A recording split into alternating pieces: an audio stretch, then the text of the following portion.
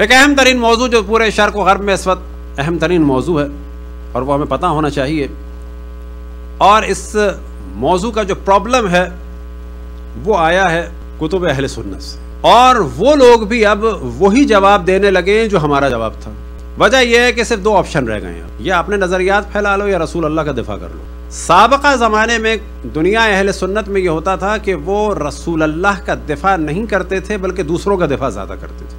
مذہب حق اہل بیت میں جو معیار ہے وہ یہ ہے کہ اگر ایک روایت یا چیز شان رسول اللہ کے خلاف ہے، اصلا ضرورت نہیں ہے دیکھنے کی پرکھنے کی، ختم قصہ ختم۔ وہ موضوع کیا تھا اور کیا ہے کہ اگر آپ جا کے دیکھیں پوری دنیا کے خصوصاً عیسائی مشنریوں کے درمیان، امریکہ میں، یورپ میں، عرب دنیا میں، یا انٹرنیٹ میں جا کے سرچ کریں، وہ ہے اشرف الانبیاء کی شادی خلیفہ اول کی بیٹی کے ساتھ، اور وہ موضوع یہ کہ وہ 6 سال یا 9 سال کی، اصل موضوع ہے وہ یہ کہ 6 یا 9 سال۔ اب جو یہ موضوع ہے یہ قطعاً ایسا نہیں ہے کہ اس میں جو حضرت عائشہ کی توہین کا ہے نا، اگر رسول اللہ کا دفاع کرنا ہے تو پھر اس کو ڈینائی کرنا ہوگا، اس کے علاوہ کچھ نہیں۔ یا ان کو جو ہے چھوٹے سے چھوٹا کرتے چلے جائیں، اور ان کو ایج میں چھوٹے سے چھوٹا کرتے کرتے کرتے رسول اللہ کی عزت اور آبرو کو بھی چھوٹا کر دو، یا بالآخر صحیح بتانا ہوگا تاکہ اشرف الانبیاء پہ تہمت نہ لگے۔ اور یہ ذمہ داری یاد رکھیں کون ادا کرے گا؟ شیعوں نے ادا کی تھی، شیعوں ہی کو ادا کرنا ہے۔ اب وہی والے سارے ڈسکشن جو شیعہ کر چکے تھے اب بعض اہل سنت بھی کر، اور خود ہم نے بھی 1.5-2 سال پہلے اس کو ڈسکس کر کے یوٹیوب میں بھی کیا۔ اس کے بعد جو ہے ہم نے دیکھا کہ اور جگہ سے بھی اسی کو لوگوں نے جو ہماری گفتگو ہے اس کو انہوں نے نقل کیا، اور ہمارا کام ہی یہی ہے کہ اہل بیت کا دفاع ہم کریں، اشرف الانبیاء کا دفاع ہم سے زیادہ کون کرے گا؟ ہمیں کسی سے کوئی شکوہ نہیں ہے، ظاہر ہے کہ اہل بیت ہی اشرف الانبیاء کے جانشین ہیں، اور اہل بیت کے ماننے والے ہی رسول اللہ کا دفاع کریں گے، کوئی اور تھوڑی کر سکتا ہے۔ تو اصل سوال یہ ہے کہ حضرت اشرف الانبیاء کی شادی کے بارے میں اب یہ ذہن میں رکھیں کہ اشرف الانبیاء کا نکاح جناب ختیجہ سلام اللہ علیہا کے ساتھ ہوا کب کہ جب وہ 25 سال کے تھے۔ خود جناب ختیجہ کتنے سال کی تھیں؟ مختلف اقوال ہیں، جن میں سے ایک 40 سال ایک 28 سال، زیادہ مشہور ہے 28 سال۔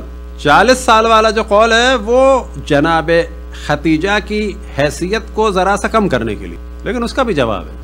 تو سوال یہ پیدا ہوتا ہے اگر ایمان معیار ہے تو جناب ختیجہ، پہلی بیوی ہونا معیار ہے تو جناب ختیجہ، پہلی بیوی کی موجودگی میں شادی نہ کرنا اگر اچھی بیوی کی علامت ہے تو جناب ختیجہ، اگر مال کو لٹا دینا علامت ہے تو جناب ختیجہ، اور اگر بچہ ہونا بیوی اچھی بیوی کی علامت ہے تو جناب ختیجہ۔ اور کیسا بچہ ہونا کہ جس کے ذریعے سے اشرف الانبیاء پہ سے تہمت ختم ہوئی، کہ جس کے ذریعے سے کوثر نصیب ہوئی اشرف الانبیاء کو، یعنی خیر کثیر۔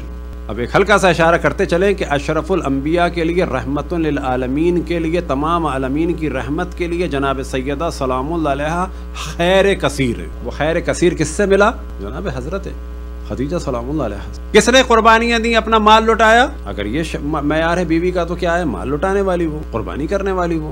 معیار کیا ہے بالآخر اچھی بیوی کا؟ ہر معیار کے حساب سے جناب ختیجہ اگر آگے ہیں تو پھر دوسری بیویوں کا کیوں ذکر کیا جاتا ہے؟ اب یہ سوال پیدا ہوتا ہے کہ حضرت عائشہ کی عمر کتنی تھی اس میں؟ اب یہ فرماتی ہیں اب ان کی کیا ایج تھی؟ 6 سال 9 سال، جو قطعاً غلط ہے۔ اعلان رسالت ہوا کب؟ یعنی اعلان بعثت کب ہوا؟ 40 سال کی عمر میں اعلان نبوت ہوا، اور 14 سال کے بعد ہجرت ہوئی۔ یہ ذہن میں رکھ، 14 سال کے بعد ہجرت ہوئی، اور ہجرت کے دوسرے سال جو ہے ان کی شادی ہوئی۔ اب سوال یہ پیدا ہوتا ہے کہ یہاں تو ان کی ایج کو کم کر دیا جاتا ہے، جب ایمان کی بات آتی ہے تو کیا کہا جاتا ہے کہ جب حضرت ابوبکر ایمان لائے تو اس کے بعد جو ہے وہ ہم لوگ بھی ایمان لے آئے، وہ ایمان لائے ہم بھی ایمان لے آئے، یعنی خود حضرت عائشہ بھی ایمان لے آئیں، بہت با ایمان خاتون، یعنی یہ بتانے کے لیے ان کے بعد یہ ایمان لے آئیں۔ تو وہ کب ایمان لائے؟ وہ جیسے ہی اشرف الانبیاء نے اعلان فرمایا تو وہ ایمان لے آئے، یہی کہا جاتا ہے۔ پہلی بعثت کو وہ ایمان لے آئے۔ اب اگر یہ مان لیا جائے کہ پہلی بعثت کو وہ ایمان لائے اور پہلی بعثت کو حضرت عائشہ ایمان لے آئیں، تو کیا 1 سال کی تھی؟ مولا علی کے بارے میں کہا جاتا ہے کہ 10 سال کے بچے کے ایمان کی حیثیت کیا ہے؟ تو اب اگر حساب لگانا شروع کریں کہ اگر پہلی بعثت کو یہ ایمان لائیں اور 1 سال کی تھیں تو دوسری ہجری میں کتنے سال کی ہو گئیں؟ تقریباً 15 یا 16۔ اور اگر یہ 2 سال کی تھیں تو کتنے سال کی ہو گئیں شادی کے وقت؟ تقریباً 17، تقریباً 16 یا 17۔ اگر 3 سال کی تھی تو کتنے سال کی ہو گئیں؟ 4 سال کی تھی تو کتنے سال کی ہو گئیں؟ 5 سال کی تھی تو کتنے سال کی ہو گئیں؟ 6 سال کی تھی تو کتنے سال کی ہو گئیں؟ 7 سال کی تھی کتنے سال کی ہو گئی؟ 8 سال کی تھی تو کتنے سال کی ہو گئی؟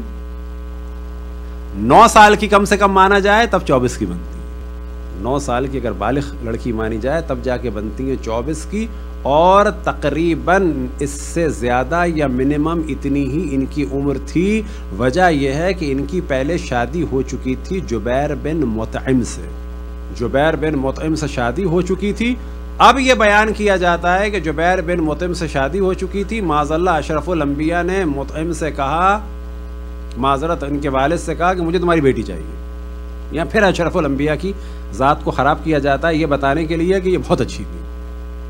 بھئی وہ بہت اچھی تھی نہیں تھی یہ الگ موضوع، لیکن آپ ایک نکاح والی عورت کے لیے اشرف الانبیاء کی شخصیت کو خراب کر رہے ہیں. اور پھر اس کے بعد طبقات ابن سعد کے الفاظ ہیں کہ جو معتبر ترین اور پہلی شروع کی کتابوں میں سے ہے. اشرف الانبیاء نے کہا تو انہوں نے کہا کہ صحیح ہے میں مطعم سے بات کرتا ہوں، فطلقها، پھر اس نے جبیر نے طلاق دی، پھر ان سے شادی. اب یہاں پر تصور کریں کہ اس طلاق کو بھی اشرف الانبیاء پر ڈالنا چاہتے ہیں. اب یہ بات ممکن ہے آپ میں سے بعض کو سخت لگی ہو، اور بعد میں ہم آپ کو بعض یہ کلپس وغیرہ دکھا دیں گے کہ جو علماء اہل سنت کے ہیں اور وہ اس سے زیادہ سخت باتیں کر رہے ہیں. وجہ کیا ہے کہ ان میں سے بعض سمجھ گئے کہ صرف 2 آپشن ہیں، یا اس وقت پورا دین برباد ہونے سے بچا لیں اور اشرف الانبیاء کو برباد ہونے دیں، پورا دین ختم، یا ان کی ایج کو بڑھا دیا جائے.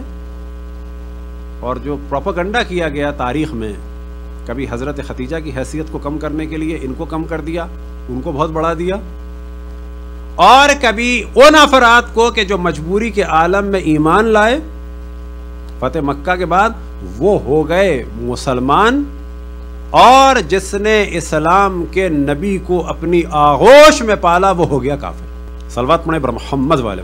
تو اہم ترین جو ایک تہمت ہے اشرف الانبیاء کی ذات پر وہ یہی تہمت ہے. اس کے علاوہ بہت ساری تہمتیں، باقی جتنی شادیاں ہوئیں وہ سب جو ہے وہ طلاق شدہ اور شادی شدہ خواتین سے کہ جن کے شوہر مارے گئے تھے، جو بیوہ تھیں. اب یہ شادیاں کیوں ہوئیں؟ اتنی بات واضح ہے کہ اگر وہ تہمت کے جو عام طور پہ شرق و غرب والے لگاتے ہیں کہ معاذ اللہ خواہشات کی، تو وہ تو 25 سال کے نوجوان میں زیادہ ہوتی ہے. تو 25 سال کے نوجوان نے 25 سال جو ہے وہ تو ایک خاتون کے ساتھ گزار دی، پھر اس کے بعد ایک بوڑھی خاتون سے طلاق شدہ سے شادی کی.